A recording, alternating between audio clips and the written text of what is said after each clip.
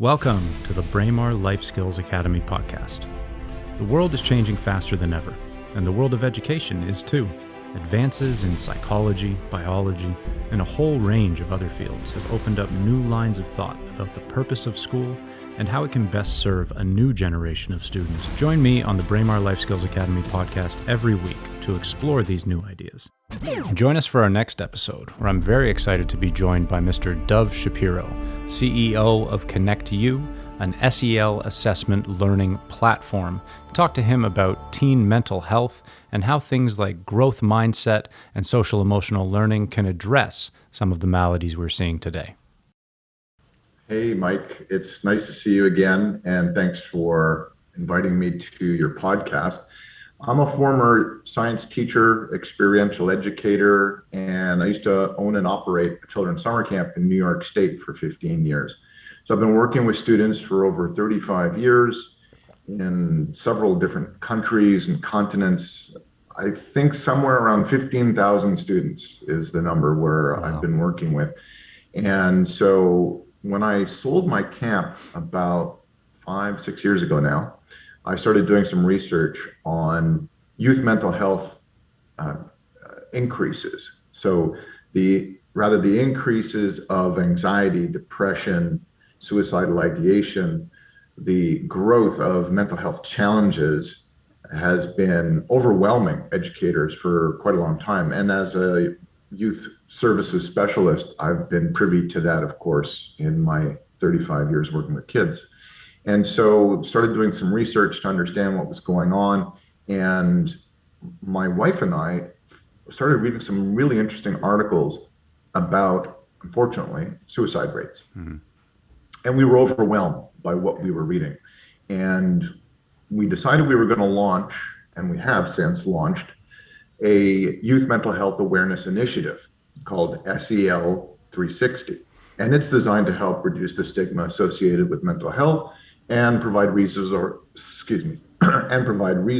and support for adolescents and their families who are struggling with mental health problems.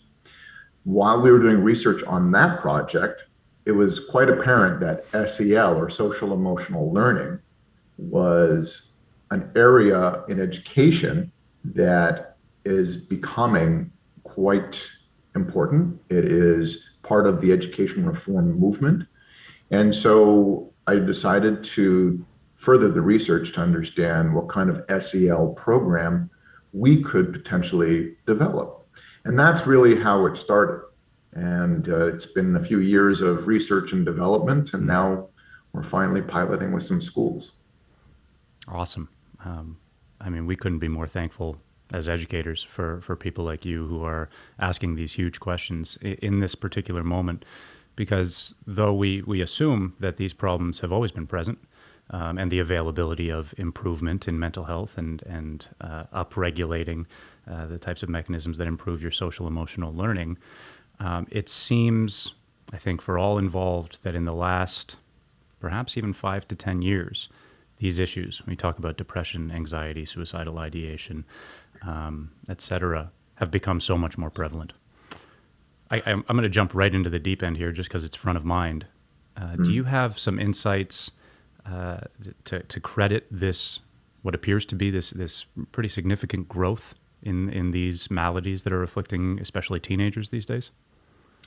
So based on the research that we've done prior to COVID, the increase in mental health challenges amongst youth, adolescents, and even adults has been in large part due to the use of technology. So if you look at students who are using the internet or smartphones for communicating with friends, family, using smartphones for access to all kinds of platforms where communication really changes the way youth connect with each other. Look at these relationships as one example. Some relationships end with a text. Some youth rarely ever speak with their friends. They text with their friends, or they use various applications that will allow the individual to post something perhaps inappropriate or hurtful and then that post may be removed automatically through the system. So there's all these platforms that students are using that are changing the way that they interact with each other on so many different levels. And then factor in the fact that the amount of play is really changing. Students aren't getting out on their bikes and their skateboards and their rollerblades and going to parks and playing in fields or in schoolyards as they used to when perhaps you and I grew up. We didn't have the technology in our hands that these companies have built. And so as a result, there's been a lack of social skills development and interpersonal skills development. And the soft skills that youth need in order to not only survive, but to be comfortable in their own skin. So we've seen that change in youth development, in their soft skills development over a period of time in the last couple of decades, and now completely exacerbated by the COVID pandemic. Yeah. That's what the research is showing us.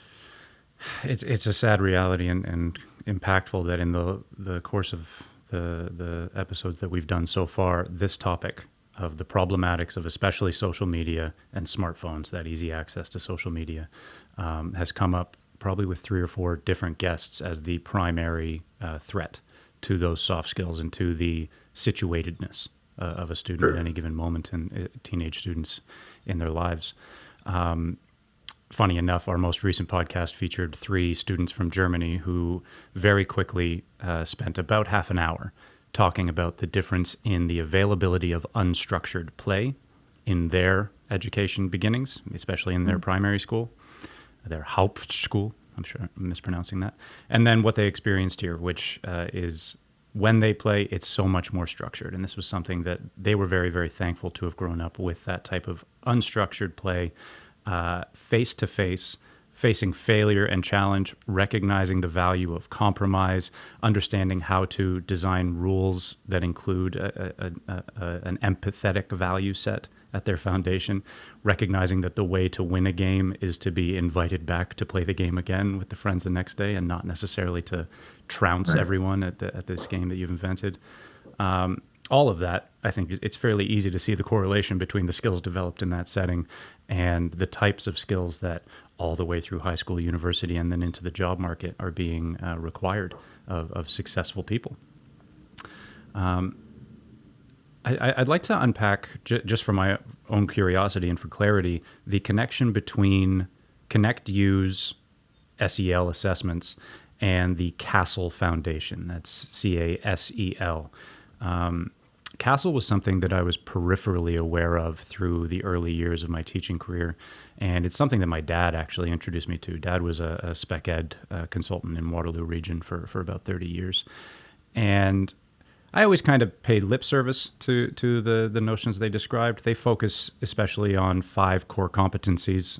I know you're aware of all this stuff, but just for the listeners, they really, really emphasize the development of self-awareness, self-management, awareness of others, relationships, and finally, responsible decision-making. And they do all they can to give educators the tools to encourage those core competencies in their classroom.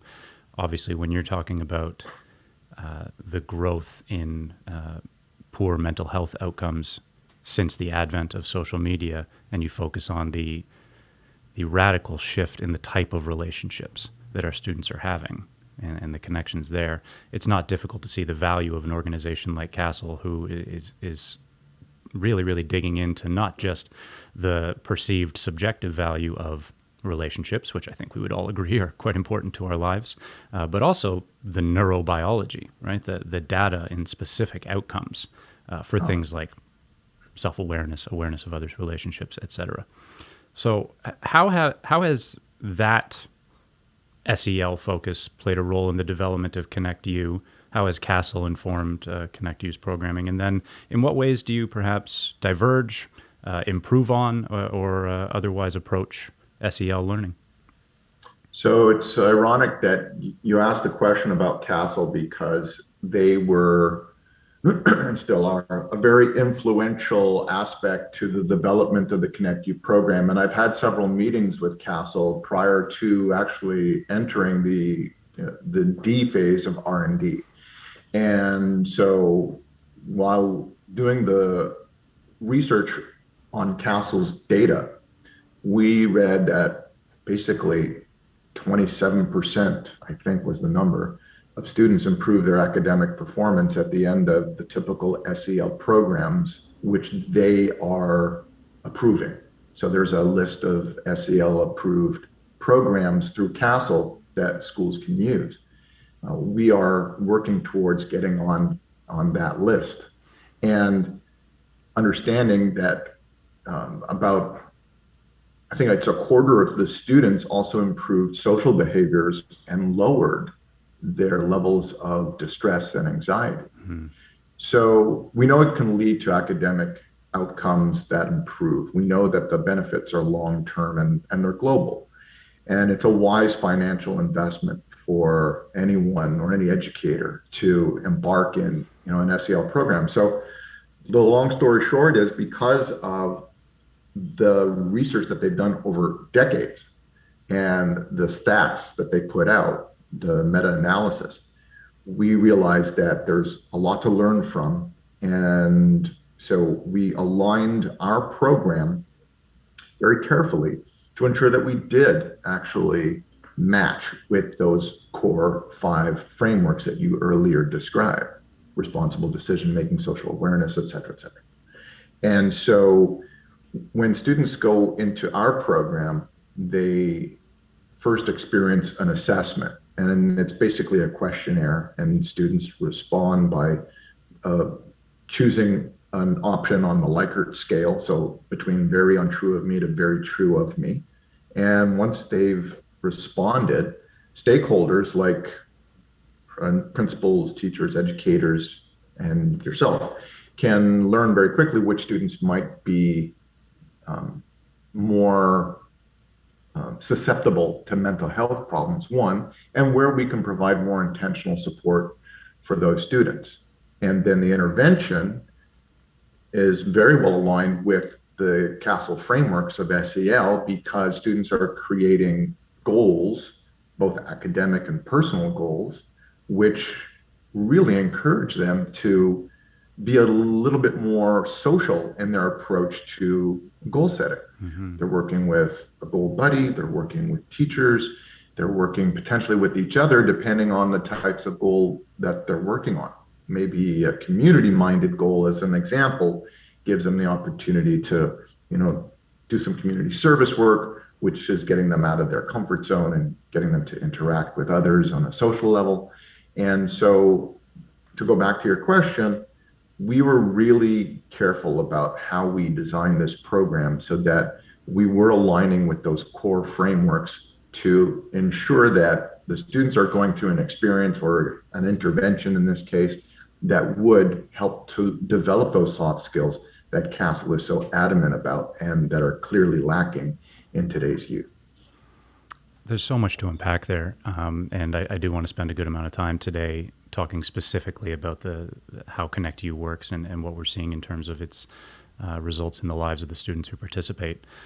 Before we do, though, it's important to recognize that the past couple of years have played a unique role in how mental health outcomes have changed for youth and how we as educators have approached education. We have been forced to radically rethink our approaches as we go into things like blended and hybrid and asynchronous learning, and not that many of us are particularly pleased with it, but that as technology becomes so much more prevalent in the interactions between teacher and student over these past years, obviously with so many stay-at-home orders and mandates, and even the kids sitting in classrooms distanced from one another. We've had to rely on technology, even as we recognize that technology is playing a pretty fundamental role in negative outcomes in terms of mental health. Part of my role involves receiving a ton of emails from newly developed or in progress developing what I call EdTech or education technology, software and entrepreneurs. And this space, to my eyes, has just exploded in the past few years.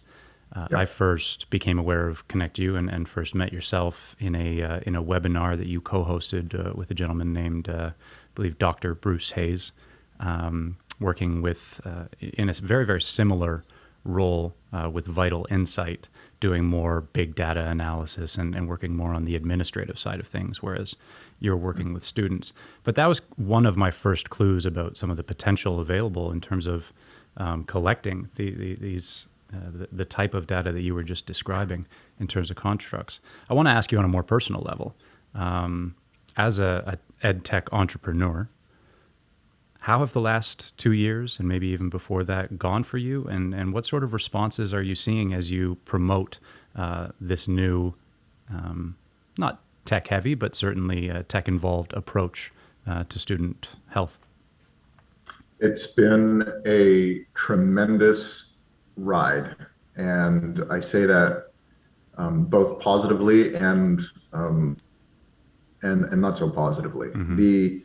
The industry is growing substantially. I think they say ed tech is growing at a CAGR of 18%, and it's in the billions. And in North America, because SEL has been so heavily promoted in the education reform movements, both in Canada and in the US, and there's so much more funding for these programs than ever before. And as a result, there's more entrepreneurial projects and EdTech companies that are popping up everywhere, inundating educators as well with, all the different types of software and apps and SEL type programs.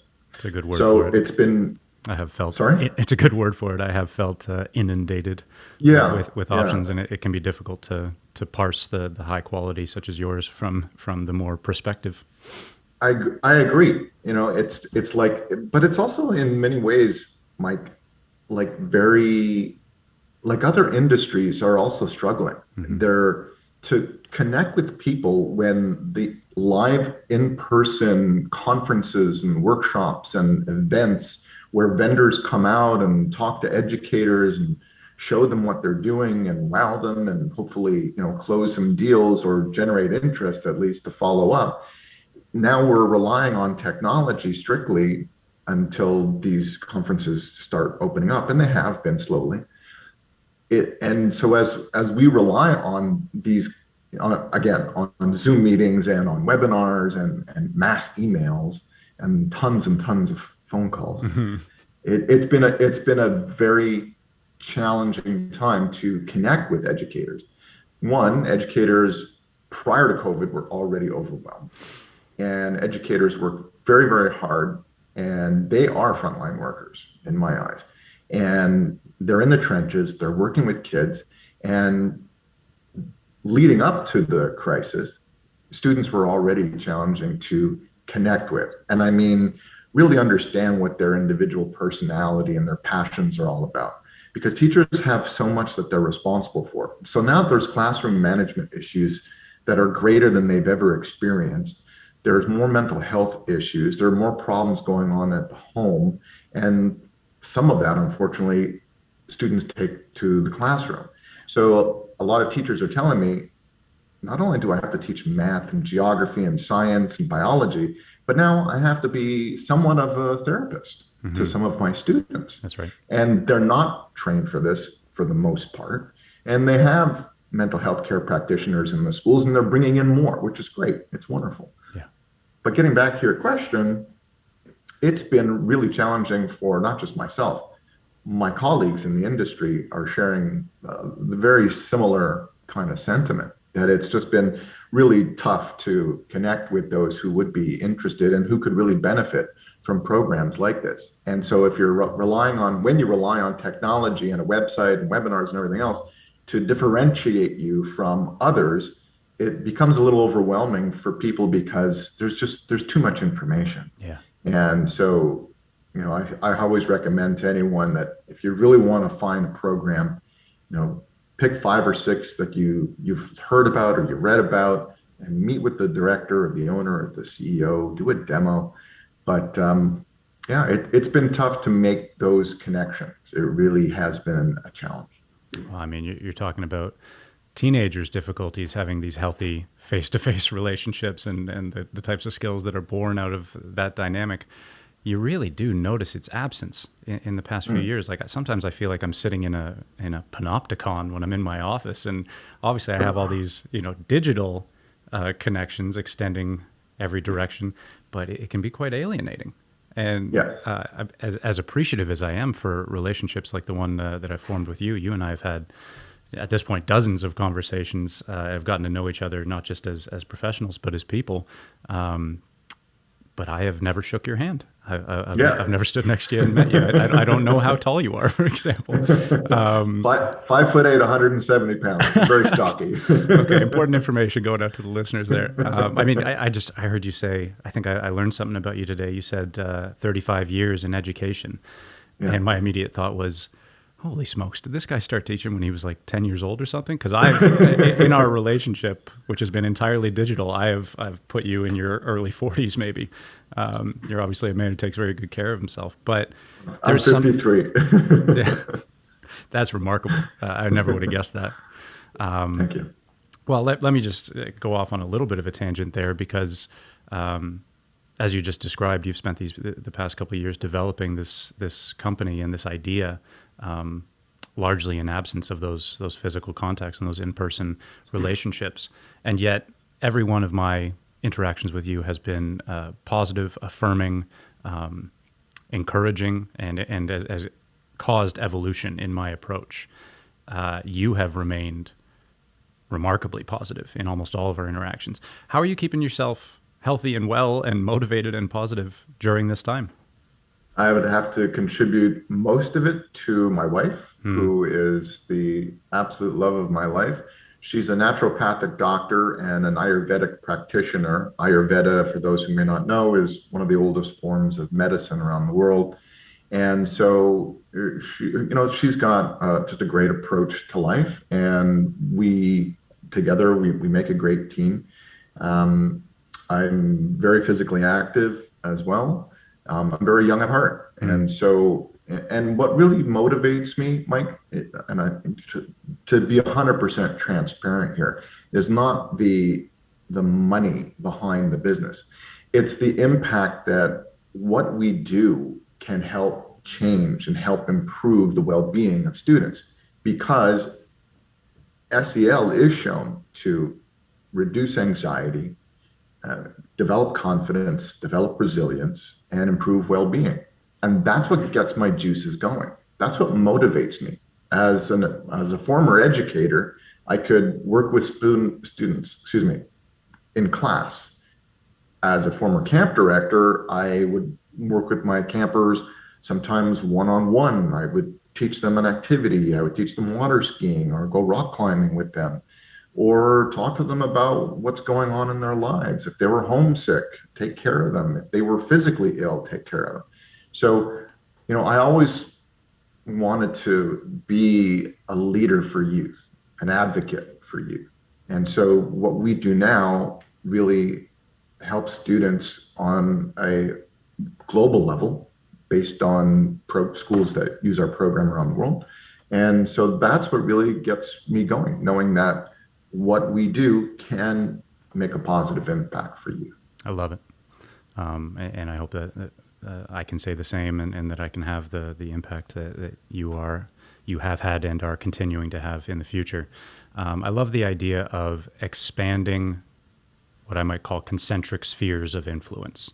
And when we talk about getting a young person to a stage where they are resilient, anti-fragile, self-aware, recognizing in their lives the importance of relationships and have built those support networks around them. We're talking about, to use a hackneyed metaphor, the seed, and the seed starts self-contained, and then depending on the quality of the soil around it, let's say the community around it, the support system around it, it can grow into something that then begins to provide for the entire ecosystem around it. I think when we ask what is education for, that answer needs to be given more often, that we're trying to create people who are going to continue to expand their concentric spheres of positive influence in exactly the way that you've just described, right? You've taken care of yourself. Sorry, go ahead. Yeah, sorry to cut you off. And that, in fact, mirrors what SEL is really all about. Social emotional learning is designed, in part, to be integrated not just in the classroom. It's designed to be integrated throughout the school culture. It's also most beneficial when it's integrated into the home in some aspect and the community. And that 360-degree approach is really how SEL makes the greatest impact, short term and long term. Mm-hmm. At least that's what the research shows. You look at the meta-analysis on this data, and it's just incredible how impactful these programs can be. Yeah. And that's really what is going to help those students build the life learning skills that they need when they enter the world of searching for jobs and working in large groups or working in teams. Yeah. For sure. I mean, in a world where we're hearing so often now that the major business sectors are looking for those collaborative, creative, critical thinking skills. I often hear those 3 C's. SEL seems specially aimed at creating young people, not just who are going to possess that as they leave high school, but who are going to continue to dynamically add to those skills and really become these, not just lifelong learners, but full people who have that influence on the community. And prior to entering the job market, if we take a step back, now look at the college admissions. College admissions counselors, from those that I speak with, and I speak to a lot of them, they tell me that they are looking for a different kind of education resume than ever before. They no longer, in part, look solely at the GPA. They're not just looking at the grades. They're looking for a really well-balanced resume before approving or accepting a student who's graduated high school. They're not only looking for great grades, they're looking for their community service records. They want to see that these students have some kind of empathy, or that they've been involved in some kind of social club or social activities that are outside of the school, and not just focusing on getting good grades, but also doing things for community that's going to make an impact and involved in activity that's going to balance their personality and their character, so that when they do enter that college or university, that they are well prepared to work in teams and will be better prepared for when they enter the job market to actually work in an environment that is potentially really integrating with fellow workers. Yeah. If you're just doing something on your own, that's one thing, but more often than not, we're working in teams, and it's really essential for us to have those social skills, interpersonal skills, and confidence, and the resilience to work together and overcome whatever those challenges are. And I think school administrators get that, which is why the admissions officers are now looking at things that are not just focusing on GPA. Yeah. You hit the nail on the head. But the thing that really, really excites me every day when I come into work is that I feel like I'm in an education environment and just an era in education where the definition of success is in the process of just blowing up, just expanding dramatically in all directions. And that we have so many more routes, so many more terms, so many more resources with which to encourage growth in students.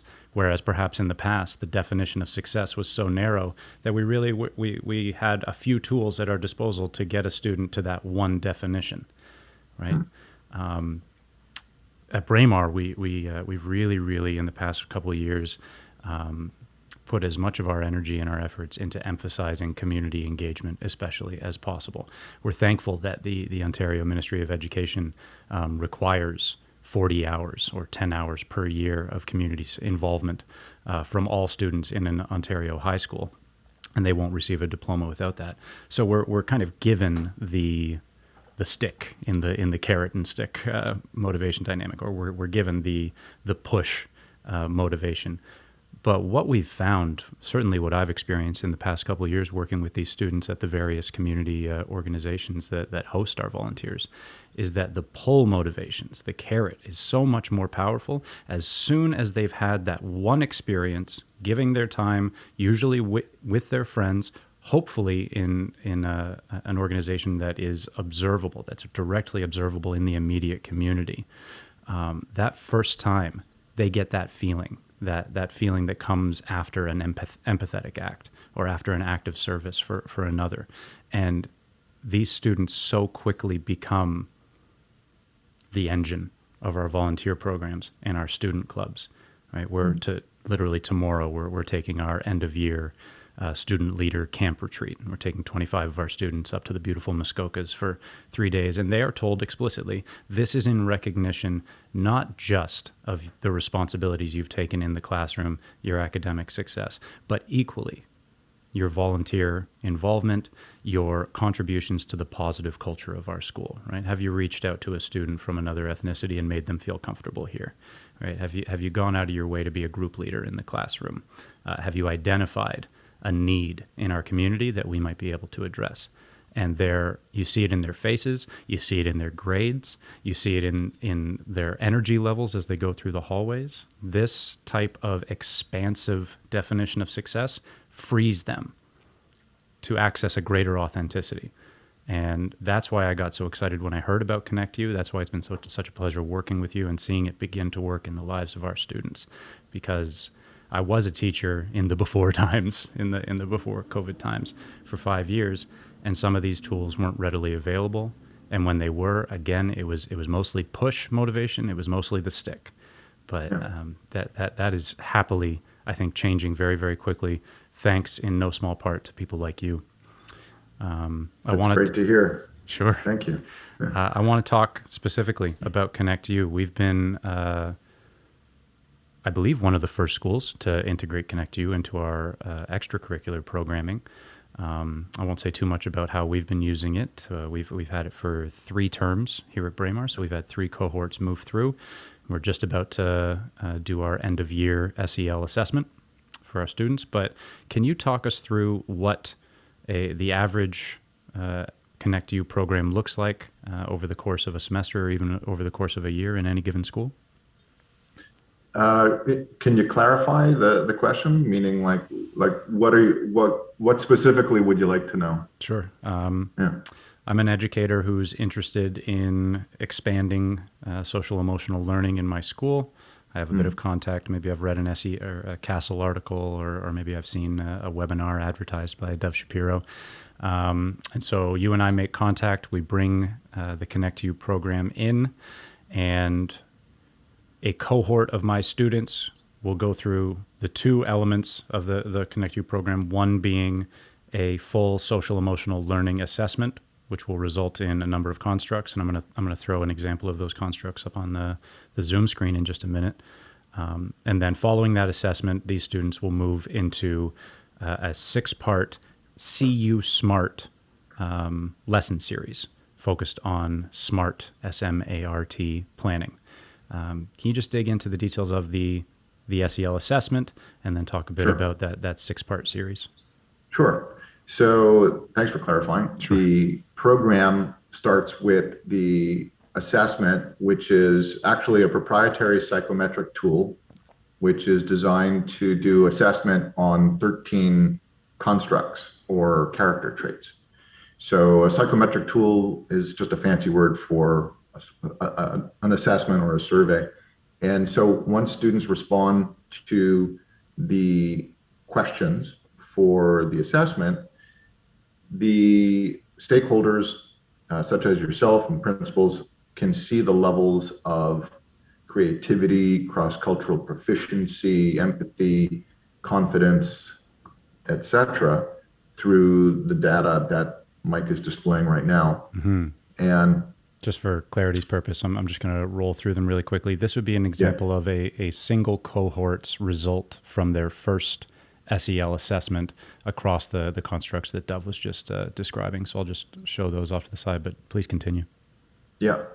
And so, once students have gone through this assessment, this becomes the start of a key performance indicator for the schools, which means when they take the assessment the second time, we see where there's growth and development or perhaps a decline in the individual constructs. And as well, it becomes a tool to identify students that could really benefit from more intentional learning, more supportive environments. So that's one of the two parts. Mm-hmm. The second is the intervention. So we teach students how to create and achieve goals. So according to goal theory, we know that students who create and achieve challenging academic and personal goals consistently throughout the year develop confidence and resilience and therefore improve their well-being. And that's the premise behind the ConnectU program. Mm-hmm. So students are introduced to an acronym to teach them how to create those goals, and it's called SMART, which means specific, measurable, achievable, relevant, and timely. And so our teachers use this blended learning solution, we call it, where they teach in part a classroom which is about 45 minutes to an hour, and they use some 2D animated videos that we've produced in conjunction and at times other resource documents to support the curriculum that they're teaching. And at the end of the very first lesson, students start creating their goals in a web app where the data is housed and all of their goals and all of their action items. So there's accountability for the student or between the student and the teacher to create and achieve, and teachers can quickly monitor all of those goals and action items through their dashboard to determine where they may need to support a student who might be struggling. And then there is a buddy system, so it's called a goal buddy or accountability partner. Mm-hmm. And that's a second layer of accountability, where when the student has a goal buddy who's 21 or older, they are accountable for all of their goals with their goal buddy. So accountability increases the opportunity to not only achieve your goals, but also to be influenced, to be creative with them, to be timely with them, and to challenge the individual students. Because you can always create very easy goals, but if you have accountability, hopefully that accountability partner, that teacher, is encouraging their students to choose goals that are a little bit more challenging for their student. And so that's the basic premise behind what the ConnectU program is really all about. Students go through this curriculum for 6 weeks, and then at the end of either the 6 weeks or their semester or their session, then they take their assessment for a second time. And then that's where we see where there's change, where there's hopefully growth mm-hmm. in the individual constructs that are measured: resilience, confidence, etc. Yeah. And that's a little bit about ConnectU. And we're so looking forward to our end of year SEL assessment coming up, because I already know phenomenologically, just through subjective observation of the students that I've had the pleasure of leading through this 6-week program a few times now this past year. I've seen their growth. I've seen their energy levels expand when they see how this growth theory works in their lives, right? Mm. How fun it can be to observe your own progress, right? How fulfilling it can be to set a collaborative goal and work together with someone as we know that working for an organization or for a purpose that is larger than yourself is one of those sort of what do I want to call it? The treasures of the psychology realm. When we talk about happiness theory, we know that when a person gets to contribute to something larger than themselves, that's when they're at their absolute best in terms of the neurochemistry of happiness. And my students have been given the opportunity to do just that, right? It's a weird thing for me looking back that the only planning that was ever encouraged in my life as a student was that first day of school in grade 9, where they handed me my planner with all the advertisements for local restaurants and I'm supposed to write my homework down at the end of every class. There was no follow-up. There was no reflection. There was no real motivation, external motivation for me to use that planner. And then about 3.5 years later, we were made to go to a few university university seminars, and to plan our university life. That was it, right? Yeah. And now, again, having learned so much going through these CU Smart lessons with our cohorts of students, I'm now thinking that personal planning strategies, goal theory, of right ought to be a full course, a full field of study in education, because the benefits are expansive. And it is in some cases, by the way. So if we look at ministries of education, at least in North America and elsewhere, by the way, but primarily I've seen it in North America, at some point or another, depending on the grade level and the school district, or whether it's an international or an international baccalaureate or a private school, at some point students are required to learn how to create and achieve their academic and personal goals. And so the ConnectU program does align with that, that requirement or that standard, as we say. And so, yes, we completely agree. Students should be required to learn goal setting as soon as they get into high school, even middle school, yes, even in elementary school. However, as we see it, it is much more prevalent in education beginning in the middle school grades. We don't see it as much in the elementary. Would be great to do an elementary version of the ConnectU program, by the way, but that's a long-term project, and I digress. But yes, we completely see it in the same way, you and I. And based on all the research, and there's numerous research papers done on goal theory and its effectiveness on academic performance and student growth, we know that students should be doing this more regularly, and it should be mandated, and it should be a standard for all grades. Yeah, it's so intuitive. I mean, even just looking at those constructs again and talking about those 3 C's that the business world especially is looking for in new employees. Accountability partners is something that maybe doesn't come natural to a lot of students, but is such an important way to develop not just relationships themselves, but an appreciation for how a trusting, close relationship can contribute positively to the personal development of an authentic self. Yeah, well said. We completely agree. And just to go back to your point about goal theory or teaching goal setting in classrooms, based on what we've read through Castle's research, they specifically detail that the core five core frameworks, which we discussed earlier, self-awareness skills, responsible decision-making, social awareness, etc. In order for that to happen, goal setting is a fundamental part of social emotional learning. And so it kind of boggles the mind when I see these SEL programs that come out that don't integrate goal setting in some capacity. And so that's something that we were very aware of. And one of the reasons why we designed the program the way that we did is because we know how important it is based on Castle's research and based on goal theory research.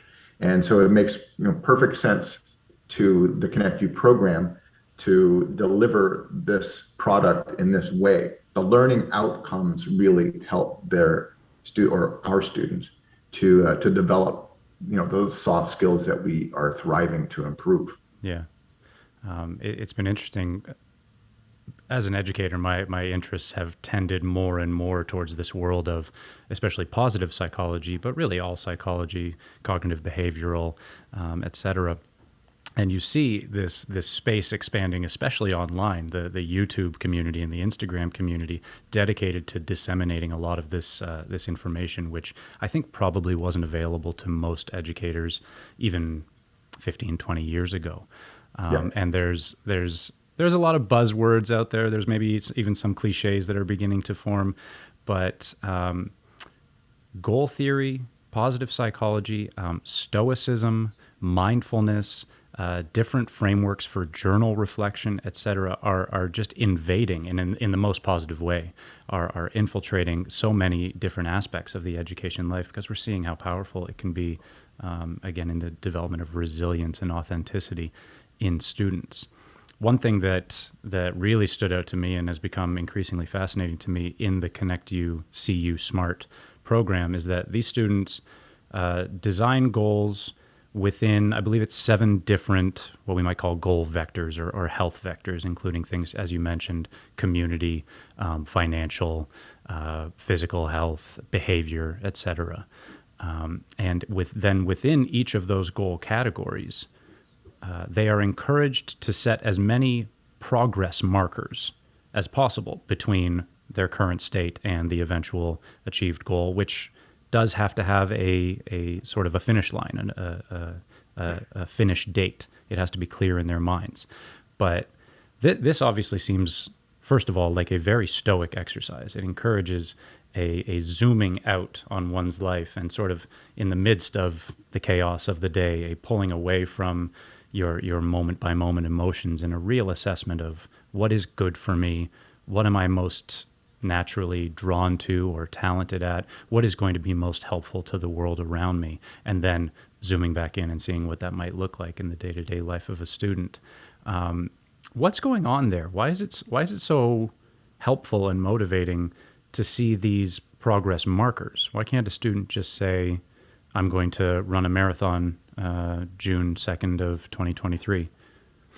So first of all, it's a great question. The ConnectU program is a metacognitive process, right? So thinking about thinking and giving time and building time into the program for reflection, both in class and with the goal buddy and student as well, so that a student can look back and think about what goal they've created and whether they should change or modify in some way their action items that will help them achieve those goals. We have to have a start and a finish line to every goal that we create, and we build action items to get us towards the completion and achievement of that goal. If we didn't have an end date, a finish line, we wouldn't know when we've actually achieved what we're setting out to do. So that's why goals have to be timely, part of the acronym: specific, measurable, achievable, relevant, and timely. So we know there's a start and there's a finish. And in order for us to achieve that goal, we need to figure out small steps of how to get there. And those are the action items. If we are late on completing an action item, or we've missed either you've missed the deadline or you didn't complete it, you couldn't complete it, then the metacognitive process is reflection. It's looking back and thinking, okay, if I didn't make or complete this action item on this particular date, why not? Was it because that the action item was unrealistic? Was I taking on too much? Did I need more time to complete that action item? Maybe the goal itself needs to be revisited. So there's points of reflection that are built into the program where students are looking back at what they've created, just like after you write a report in university or in high school. The next day, you're supposed to take a look at it and say, okay, should I make any changes before I submit it? Let me read through it one more time. And then, if I have to make edits, I'll make my edits and then I'll submit. It's the same thing with goal setting. So create a goal the next day, look at it one more time, and then decide, okay, this is good, or change it. And then every time you create an action item, within a few hours after you've accomplished that action item, you should actually just take a moment to reflect and think, okay, is there any way I could have improved on that? Could I have done it faster? Could it have been more challenging? Should it have been different? And then again, when you achieve your goal the next day, look back and ask yourself, is there anything else that I could have done differently that would have given me an even better result? Or is there something I can do differently so that the next time I do this or I have to achieve this goal, I can achieve it more efficiently, more effectively, I can be more productive, or I can achieve more. Mm-hmm. So, this process is a huge part of why students are developing cognitive skills. Going through this metacognitive process is how our students are, one, aligning themselves to ensure that there's a start and a finish, and where through that process, according to goal theory, Students will actually understand how they've reached the goal, or better understand how they've reached the goal and how they can improve on that the next time. It's a wonderful process for students to go through. It's not hard to understand why it's such a wonderful process, this metacognitive training. When you were talking there, I was thinking back on my own education experience, and I remember especially a single professor that I had in university, and I won't shout them out because I actually gained quite a bit from them in their classes, a wonderful lecturer. But this particular professor told us explicitly near the end of term, I will not be writing comments on your final essays or exams. And all, a little grumble in the audience. Oh, why not? Why not? Because none of you are ever going to read them, right? This was the professor's rationale. And you look back, and how many times has it been true for myself, perhaps for others out there, that the essay is due or the assignment is due. Sometimes it gets done the night immediately before it's due. There's almost no editing process, very little reflection. It gets handed in with a huge sigh of relief and then is almost immediately forgotten, such that when you do receive it back a week or two later, you're almost surprised and you have to think, oh yeah, I remember this. I remember handing this in. And maybe, I'm thinking about myself as a 15, 16-year-old, maybe I looked at the mark at the top of the page.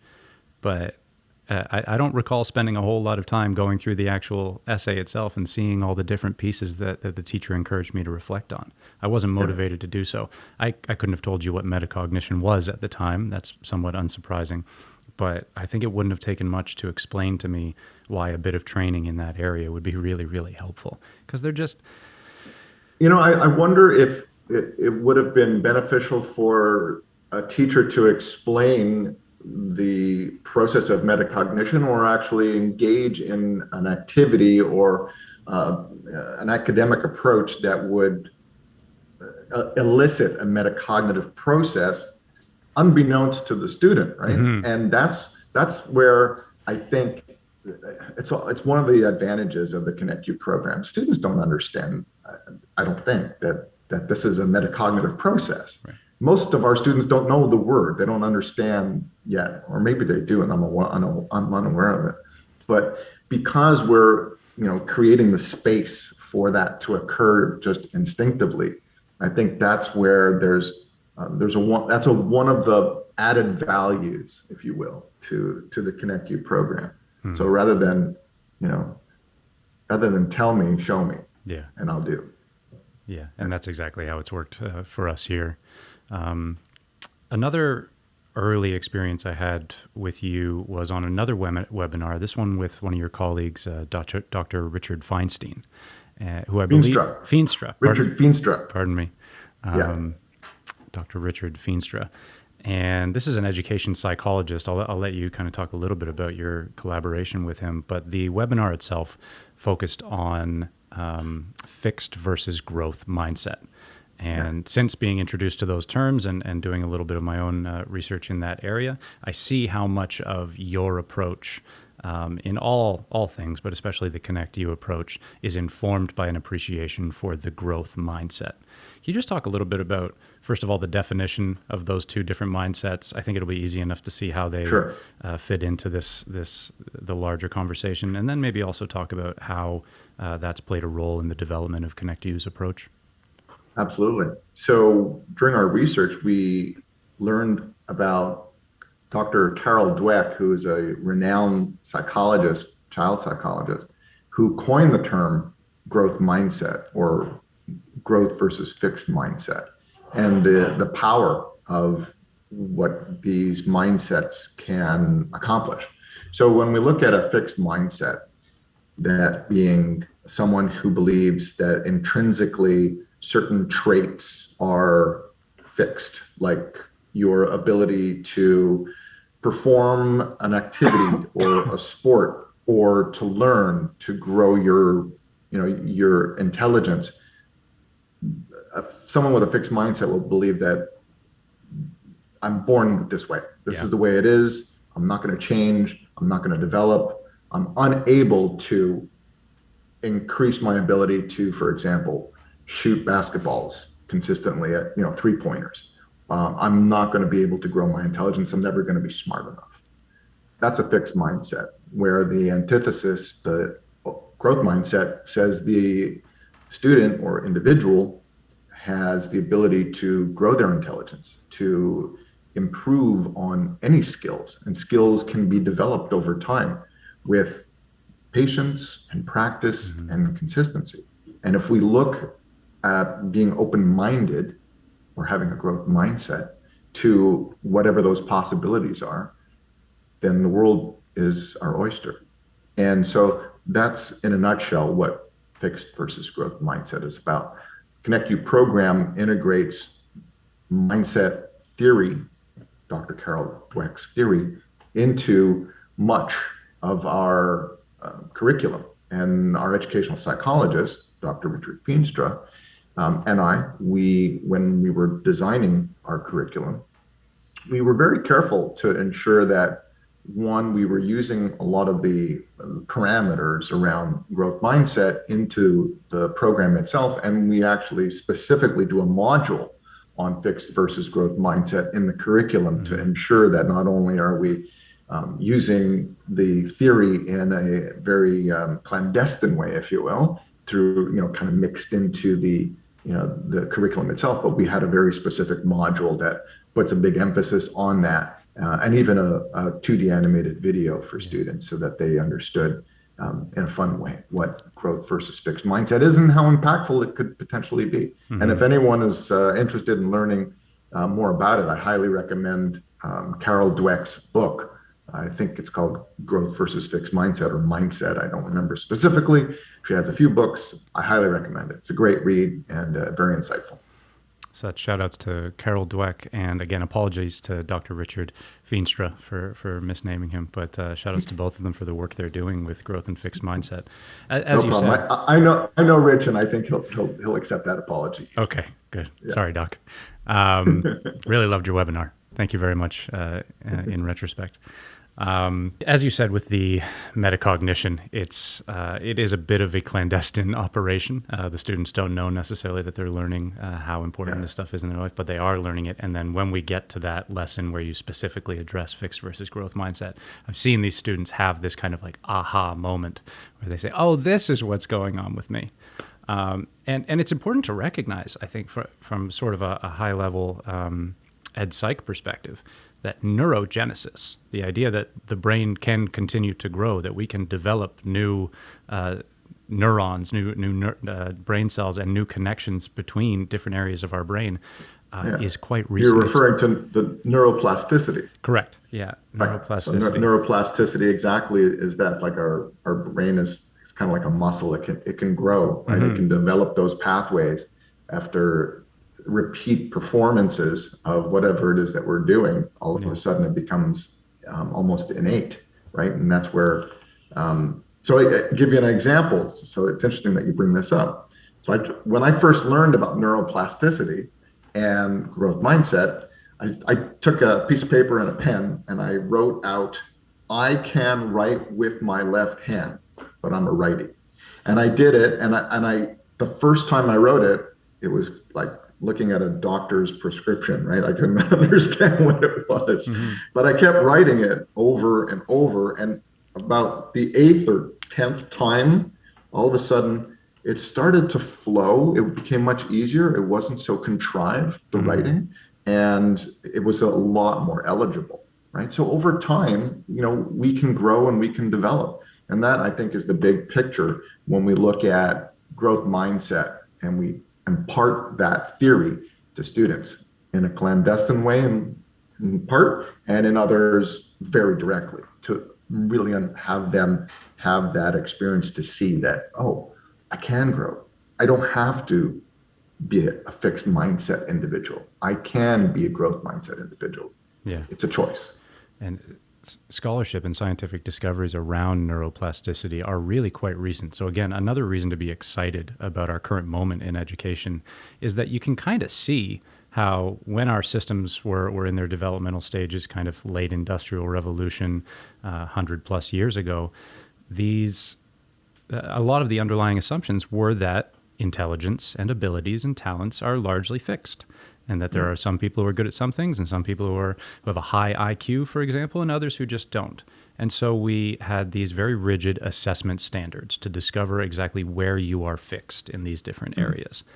You adopt a growth mindset or a growth mindset approach to education, and you stop paying so much attention to results. You start paying attention to processes, and you start rewarding students not for their end product, but for the process that saw them got there. Recognizing that they're all starting in different places, but that the most important thing that student can develop is an appreciation and a confidence in their own neuroplasticity.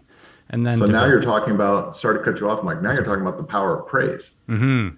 Right? So we praise students for their effort, not the outcome, because we want to be able to empower our students to know that their work is recognized, their work has value, right? So what we're doing as educators now is we're praising our students for all the back end time that students are putting into whatever the project is or whatever they're studying or whatever they're writing, so that they can feel a sense of accomplishment, even if they got a D.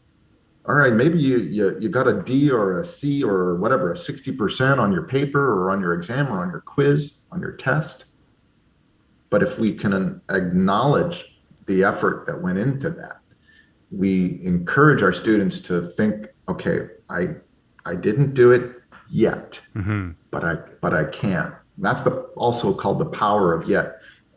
So, you bring this up, and I think it's really important for families and for parents and teachers, educators, to understand the importance of praise and how if we're consistent about it, if we're praising our students, our children for the effort that they're putting forward rather than how it all ended up, then we're really encouraging that growth mindset and giving them more opportunity to see for themselves that they have the potential. Yeah.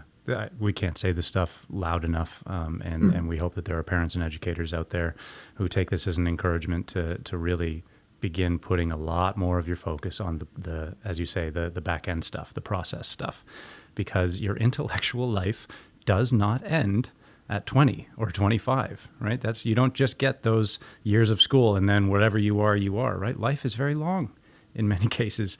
And if you can develop an appreciation for your process, if you can witness neuroplasticity taking place in your own life and see those gradual improvements in writing with your left hand or being socially competent and confident, right? Being able to go into a business meeting and deliver a speech without having to go through an anxiety circus ahead of time, and recognizing how fundamental things like good sleep, good food, good exercise, good friends, good community play such a massive role in the development of new gray matter, new ideas, new abilities in your mind. I mean, you're a wonderful example of that in your own personal life.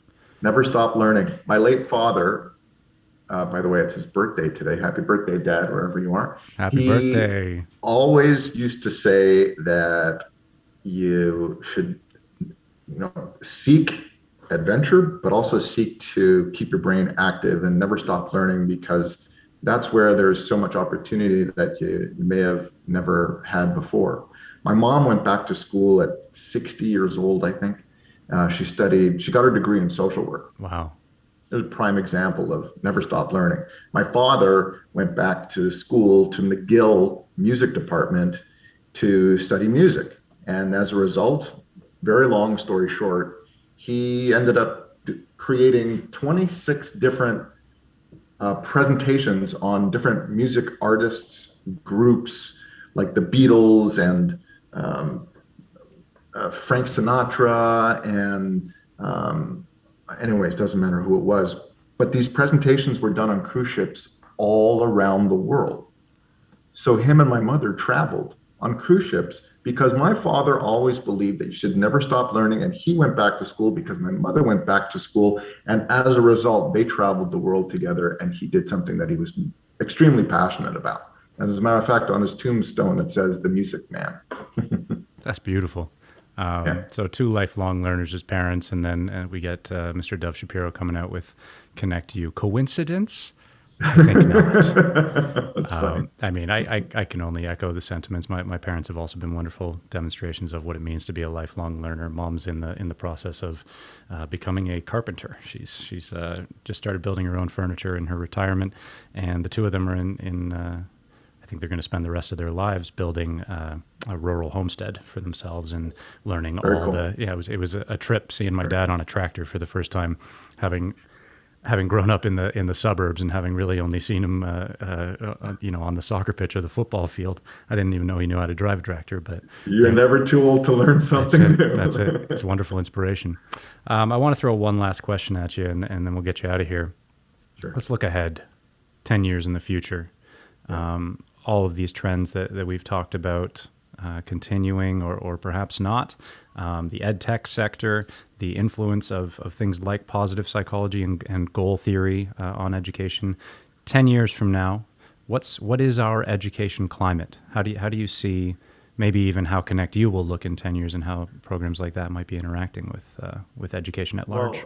Well, it's a great question, and of course, I don't have the magic wand, but based on what we're reading in the EdTech space and its growth and everything about positive psychology and its influence on pedagogical approaches and curriculum reform, it's growing and it's going to become more prevalent than it is now. And it's going to become a key factor in helping our students build the essential life learning skills that they need in order to maintain a very healthy level of well-being. And integrating these technologies and using positive psychology within the framework of ed tech is helping students now and will continue to help them gain the confidence and lower their anxiety and help them deal and cope with stress. And that's really what education is focusing on now more than ever. There's less focus on getting great grades because our student mental health is being challenged, Mm-hmm. and we're in a crisis. Yeah. It's an epidemic. The mental health care crisis or mental health issues amongst our adolescents and our youth is a huge crisis. Unfortunately, based on what we're hearing and the educators and mental health care professionals that we work with, we haven't seen the worst of it yet. Just imagine post-traumatic stress disorder of some type. Mm-hmm. In years to come. The forecast is that the mental health care crisis will continue to worsen before it improves. And in part, we'll see an increase in mental health care practitioners in the school systems, more mental health care workers coming into the field of healthcare. So that's something that we forecast, and it's already a trend. I think ConnectU will be a huge part of this particular movement globally. Mm-hmm. We're working with schools around the world to integrate our program for the purpose of improving well-being. And I see a lot of organizations doing something very similar.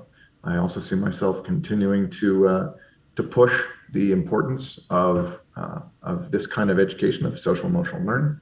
And ConnectU is also growing in the coming years to create a few different platforms or versions of the platform, I should say. One is a full e-learning solution where instead of the teacher teaching it, it's taught on an app on a phone. I also see that our community service programs, which align with the UN 17 Sustainable Development Goals, will flourish.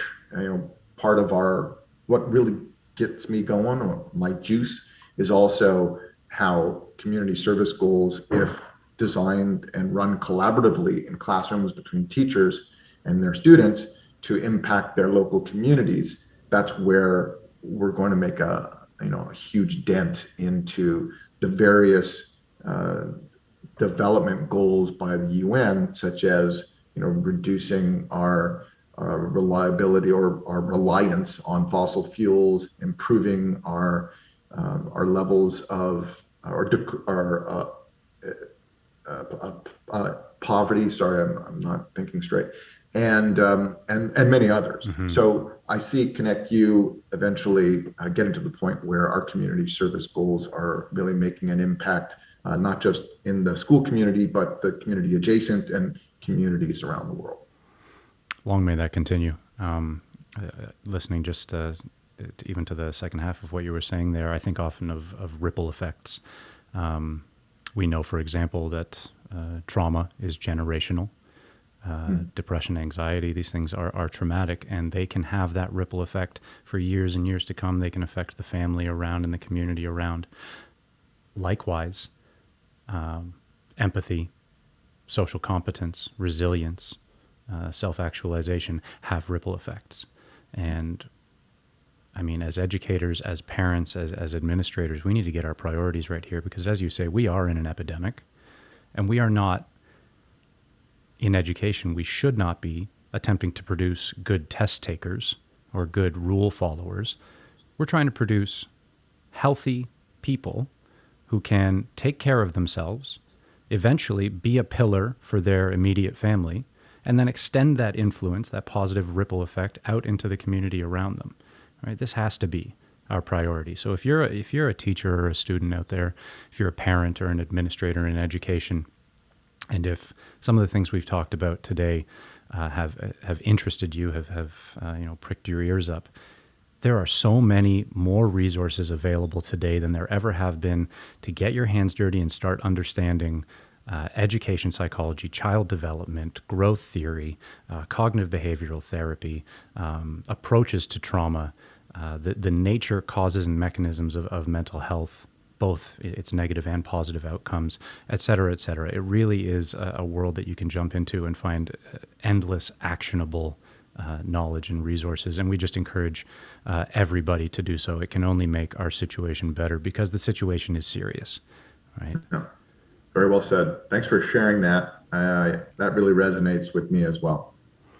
Well, Dov, as ever, it's been an absolute pleasure talking to you. I hope we get many more chances to do this in the future, and I will, of course, be in contact with you with our final assessment data from our student SEL assessments in the coming week. But any final words for the listeners at home? I think you said it really well in the last sentence when you shared your idea of do the research, go check out the resources. There's a plethora of them out there that can really make an impact. And the more educators do that and embrace the positive psychology resources that are out there, we can make more of an impact on our students today and tomorrow. Amen. Students, your word for the day is metacognition. You want to impress your friends and teachers? Metacognition. Thanks for listening out there. We'll be back again next week with another episode of the Braemar Life Skills Academy. Thank you especially to Mr. Dov Shapiro and the ConnectU program. All the best out there, folks. Join us for our next episode of the Braemar Life Skills Academy, where I'll be speaking with Miss Jessica Paul, who will help me to recap the programs and activities going on at Braemar